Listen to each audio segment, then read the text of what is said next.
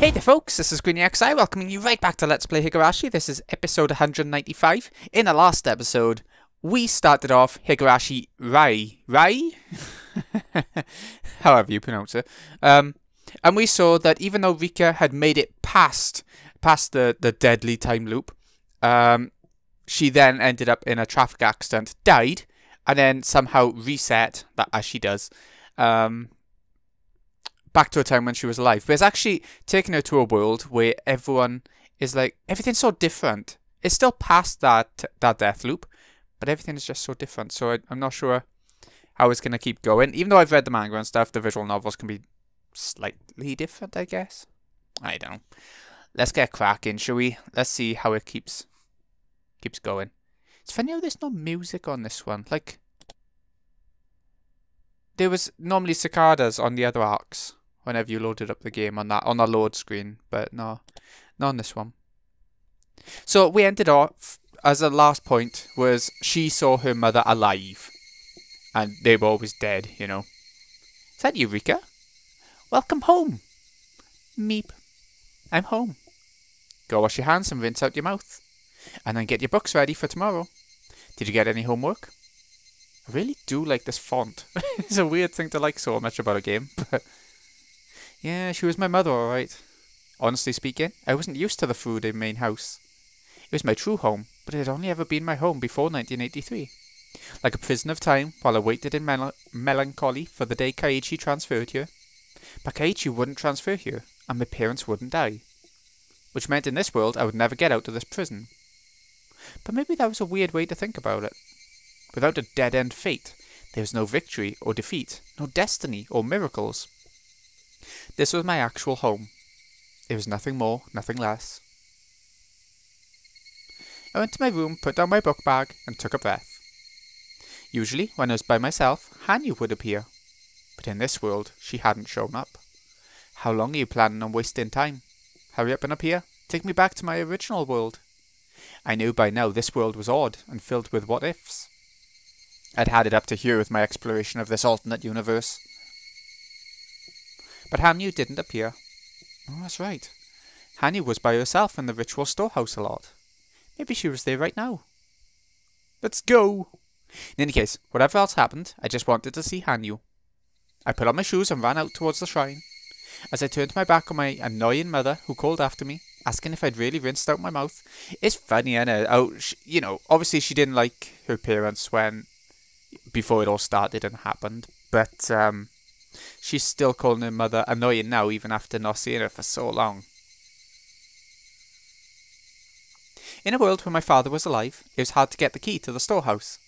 But thanks to the innumerable worlds I've been through, I found a way to get into the storehouse without it. I could hear the elders having a pleasant talk in the assembly hall, my father's laughs mixed in with theirs. My father hated me ever going near the ritual storehouse. Well, considering what it stored, I could sort of understand why he wouldn't want to let his beloved daughter inside it. Torture chamber! After making sure nobody was looking, I climbed up a tree growing behind the storehouse. My climb didn't go as smoothly as when Satoko had shown me she could do it. In any case, I crawled up stubbornly and jumped down onto the storehouse roof. I was a little scared of jumping. I'd climbed pretty high off the ground. Even a centenarian, which can't escape the danger of heights. If I recalled right, there was a broken lattice window on the roof. You could get in and out through there. This world was betraying all my expectations and giving me the exact opposite. I considered that maybe you couldn't go in and out through it anymore. But in the place Satoko once told me about, it was broken just like she said, and a child would be able to fit inside. Even trivial things like this were a relief. Maybe just the sun setting in the west would be a relief for me right now. Because in this world, it could always set in the east. Yes, this discomfort I felt at having to doubt everything made me feel dizzy and sick. Hanyuu? Hanyuu? You there? No answer. I was too afraid to call out again, because maybe if I did, I still wouldn't get any answer. For me personally, Hanyuu not existing in this world was a one dice roll that couldn't happen. Hanyuu? Hanyuu? Then I felt something I couldn't describe. The presence of someone, but not a person. Something only I could perceive, the presence of Hanyuu. But Hanyuu always answered me when I called for her. She wasn't now. What did that mean? But she was here. She was! I couldn't help poking my head through the roof. I climbed down a bundle of hanging chains and entered. Hanyuu, Hanyuu, where are you? Answer me. Rika, Rika, where are you? This time I heard her for sure. There was no doubt. Hanyuu, I'm right here. Where are you? I can't see you at all. Rika, Rika, answer me. Hanyuu's feeble words implied she was actually the one who couldn't hear my voice. I looked for a place where I could hear her better. Before I realised it, I went to the altar in front of the holy vessel. Something that looked like a small crystal ball was on the altar, and I sensed it giving off a faint light. That was where Hanyuu's voice seemed to be coming from. The ball was about the size of a large toy marble, but it was seated respectfully on a small cushion, which told me it was no ordinary stone. I took the crystal ball in my hand and pressed it to my ear. Rika, if you can hear me, please answer again. Rika, Rika. There's no doubt. I was hearing Hanyuu's voice from the crystal ball, and it sounded like it was searching for me, growing more distant all the while. Oh, this song is giving me so much nostalgia. Hanyuu, I can hear you. It's me, Rika. I'm right here. Rika, Rika, I can hear your voice. Where are you? I can't find you. Your voice is so distant I don't understand. Please call louder. I'm here. I'm right here. Why can I hear your voice from this crystal ball? Wait, no, that's not important. I'm right here, right in front of the altar in the storehouse. Hanyuu, Hanyuu. I can hear your voice. I'm searching for you now. Please don't let go of the fragment. Keep on calling my name, louder. I'm here. Hanyuu, come, hurry. Hanyuu, Hanyuu. For a while I kept shouting her name, as if I'd gone mad. It was like clinging to a tin can telephone right before the string snapped. If Hanyuu's voice cut off in the middle, if she left me behind, alone, in the darkness of the storehouse, that was scarier than anything else I could imagine. So as she told me to, I shouted her name over and over again. Hanyuu had to be searching for me by listening for my voice. I didn't know what her situation was, but it seemed Hanyuu and I were far away from one another. That we were immeasurably distant. And as the crystal ball's light strengthened, I knew she was coming closer. At first the lights I sensed from it had been faint, but now it was bright as a weak miniature light bulb, and I could clearly see it was shining. Rika, what's going on? I can't enter the world you're in. What? What are you saying? I'm the one who needs help here. I don't care how, just come here. Take me out of this world. Rika, please listen carefully. For some reason your world rejects me. This should be impossible. Given that she's both a paranormal existence and a deity, I couldn't imagine any situation that would make her anxious enough for her to weakly say, this is impossible. All I could do was keep on wailing, half insanely, for her to do something, anything. But I can't do anything. Oh, oh, oh, oh. This is the first time. This isn't possible. Stop acting so miserable and hurry up and do something already. Anything. I can't, Rika. Your world has given off a power that rejects me. If you don't do something about that, there's nothing I can do. Stop saying things that don't make sense. What do you mean, a power that rejects you? You're a deity. That can't be. You're right. It can't be. But there is no fragment on this side, so I can't line up the pieces. I don't know how, but the fragment is lost somewhere in your world. Fragment? What do you mean? Explain it so I understand. I'll do anything I can. Continuing to act so deranged won't help with anything. I managed to figure out what Hanyuu wanted to say, and now I knew I had to eliminate the obstacle. The situation utterly escaped me, but it seemed like if I didn't do something, Hanyuu couldn't appear in front of me. I'm sorry for losing my composure. I'll calm down now, so explain again, please. What on earth is going on? Question mark, exclamation mark. Calm! Rika, I don't know why this is, but part of a fragment, which should be in the world of the gods, seems to be lost in the world you're in right now. As an analogy, it's like the key you need to unlock a door being locked inside that room. What's a fragment? What appears as the world to you is called a fragment in the higher dimensions. Didn't Rika already know this? Didn't we piece them all together at the end of... Well, we did. At the end of the last arc. We've been connecting those fragments like a jigsaw puzzle to walk between worlds. I see. I think I understand the analogy. The world I'm in now is a fragment. a piece of a jigsaw puzzle, but something happened to the part that connects to the rest, and it won't fit with the pieces around it, right? That's right. That missing piece always has to be on this side, but now for some reason it's on that side instead. The fragment should be in the world of the gods, but for some reason it fell into the human world and now it's missing. That's about right. Oh. Alright, I just have to do something about that fragment, right? I'll do what you say. Where's that fragment? And what should I do with it? Oh. Is this really the time to be ow-ing? Where's that fragment thing? And what's it look like? Oh. I don't know. What? How am I supposed to search for it if you don't know? I don't understand either. From here, I can only hear your voice. I can't interfere at all with that world as I am now. But if it's called a fragment, then will it look like a glowing piece of crystal like this? I think that's probably right. But I can't even imagine what shape it would take if something that belonged in a higher dimension ended up in the human world. I felt all my energy drain out of me, and I heaved a sigh. I don't even know what it looks like. This is the worst. Anyway, if I do find it, what would I do? How would I get back into the world of the gods? Oh. You don't even know that? I'm sorry. It's the first time this has happened. I don't really know either. I laughed, mostly at myself, and before I realised it, I couldn't stop my tears from falling. After getting sent to this crazy world, I don't even know how to get back.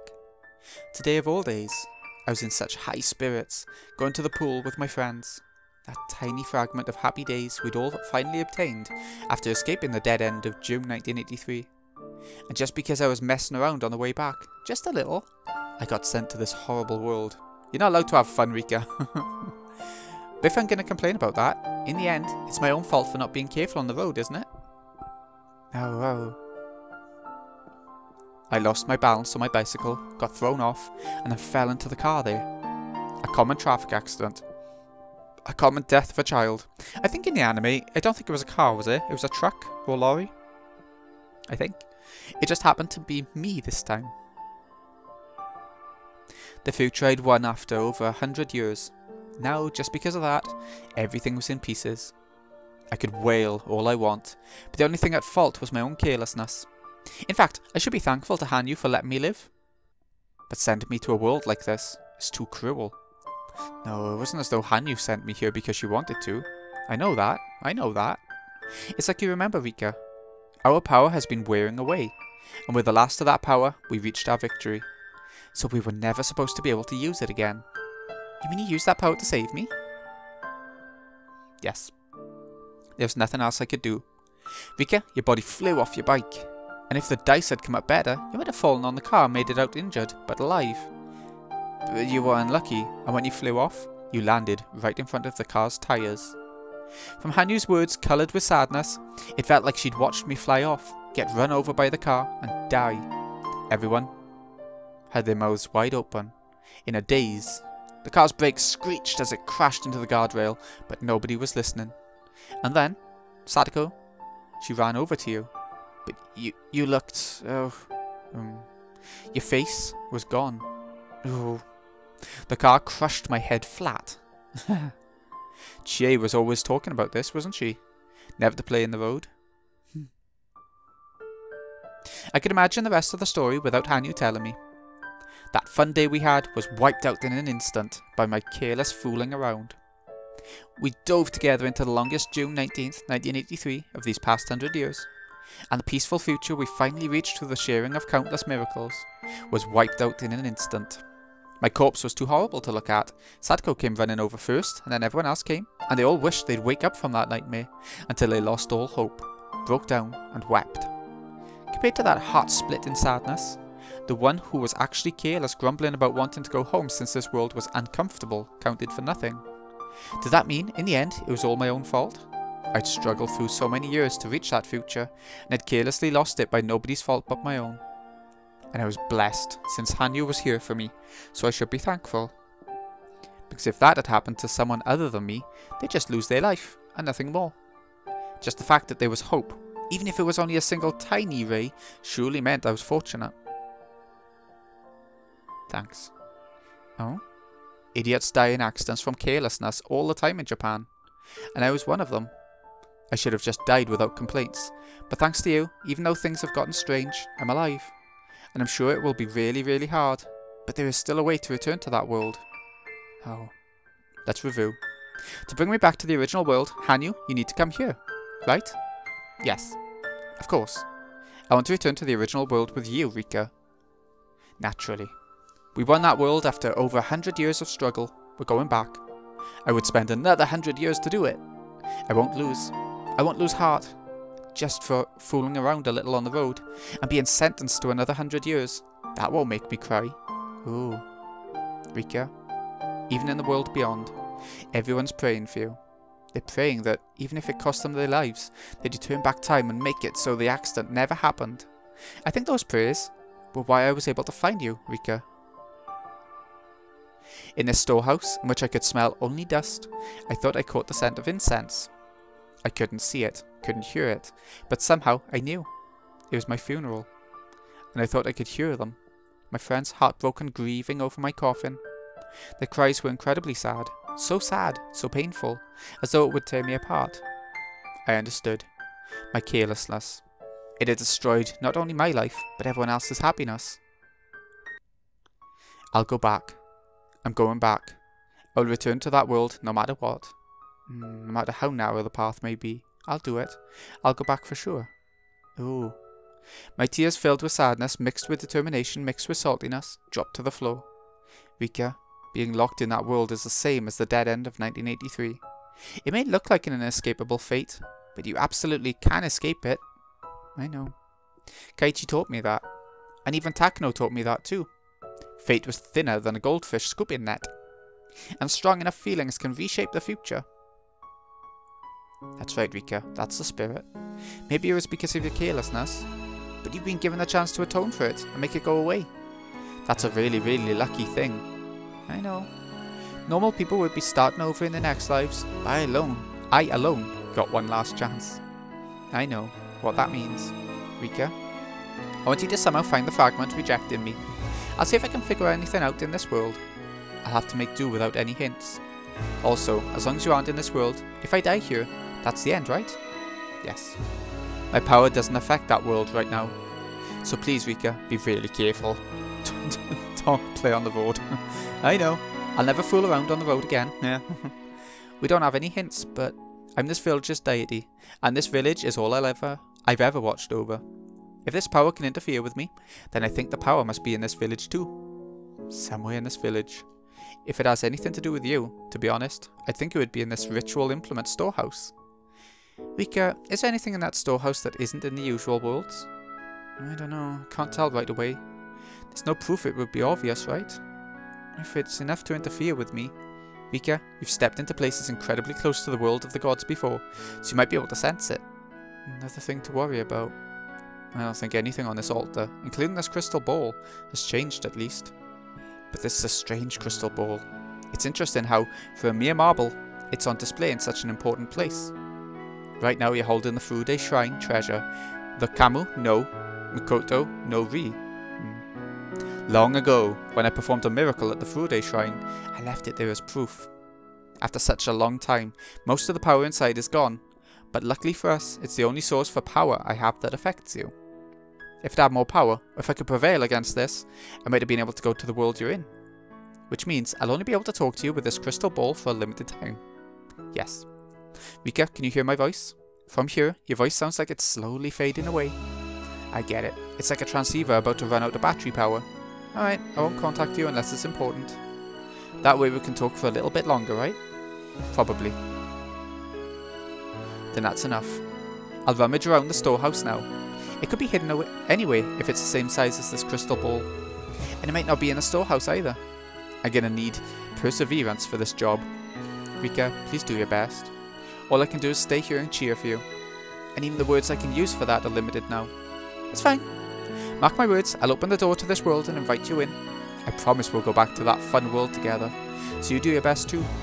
If you learn anything that could be a clue, tell me. I will. Then that's it. I'm gonna stop talking now. See you again, Hanyuu. Whoa. I promise. Once we get back to the last world, I'll fill the refrigerator with cream puffs for you. Oh.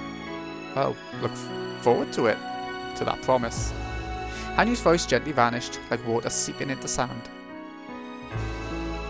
But that didn't mean Hanyuu had vanished. It was kind of like I was talking to Hanyuu on a public phone and my 10 yen ran out. We may have been in different worlds, but we were cooperating, trying to get out of this world and back to the last one. When I thought about it, Hanyuu had always been an ally in my life. In this world, that ally was gone. Maybe that was a fitting punishment for wasting my life by being careless. To get back to the last world, I would pile up as many stones as I needed to. For these were the banks of the river Styx. Nirvana, from my viewpoint, is one who had lost her life in the previous world. But I'll get back. I swear, I'll get back there. Then suddenly, the inside of the storehouse brightened. Someone had just turned on the switch for the naked bulb hanging from the ceiling. And then with a heavy clank, the door opened. My father appeared there. His face was like a demon's.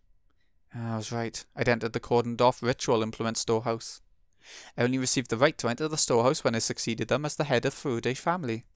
In other words, in a world with my parents alive, I wasn't allowed to come in here. Rika, how did you get in here? How many times have I told you never to enter the storehouse? My father was in a rage. Thanks to the property imprinted into one's very genes that made children tremble when their father looks at them with a scary face, I reflexively cringed with fear. He grabbed me by the back of the neck and took me outside. Oh my god, like a cat. And then I ended up being disciplined, something I'd forgotten for a very long time. My parents being here is such a bother. Just when I thought I'd been lucky that they made it through the year 1981, they're getting in the way of me returning to the final world. In the storehouse, I'd been shouting Hanyuu's name pretty loudly, so you'd probably noticed. I would investigate the storehouse for real tomorrow, but I'd have to take extreme caution so that my father didn't find me. In the middle of the night, unable to sleep face up on the futon because my rear end swelled up from all the spanking, I bit my pillow and cried again. Then thought back over what I had to do. This was my room. This was my futon. But this wasn't where I was supposed to sleep. The futon I was supposed to go home to was in the small house on the second floor of the renovated warehouse, the one next to Sadako's. Wow, the text speed's really sped up all of a sudden. But in this world, the youth group was probably still using it as a meeting place. So my futon obviously wouldn't be there. Then what futon was I supposed to use in this world? Punishment for doing something stupid and careless, bringing the future we all want to nothing. I needed to find what was keeping Hanyuu away so I could call her here. It would take a lot of effort. For that reason I needed to build up my energy and get some sleep. Shedding tears was nothing but a waste of time and stamina. I knew that, but until I fell asleep I wept into my pillow. We are having chapter breaks. Well, there we go then. That would have been like an hour 25 if we'd kept it running for the one episode, long episode. But we're going to wrap it up here, just because there are chapter breaks and now we know it. So from next episode, we'll be just aiming for that. Another 83, find yourself in a different world. An achievement.